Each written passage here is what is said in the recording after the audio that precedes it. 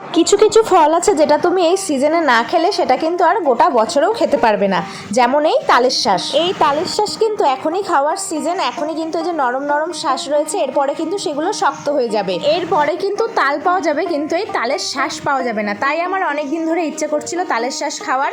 তা ভাইকে বলেছিলাম, ভাই কিন্তু অনেক দিনই নিয়ে এসছে, 2 কান্দি নিয়ে এসেছিল, একটা খাওয়া হয়ে গেছে 1 কান্দি, আর এই যে আর একটা ছোট পাড়া ছিল। ভাই যেদিন নিয়ে এসেছিল তালের শাঁসগুলো সেদিন কিন্তু একদম কচি কচি ছিল, আর সেদিন যেই কান্দিটা খেয়েছিলাম সেটা কিন্তু দারুণ মিষ্টি ছিল খেতে, আর সবগুলোই কচি ছিল।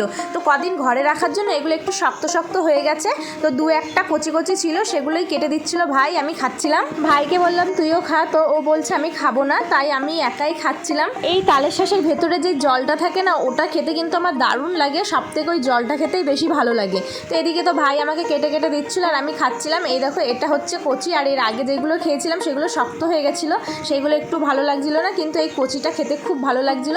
তো আমাকে ডাক্তার বলেছে যে ডাব খেতে, তার জন্য প্রতিদিনই চেষ্টা করি একটা করে ডাব খাওয়ার, কিন্তু কদিন ধরে খাওয়া হচ্ছিল না।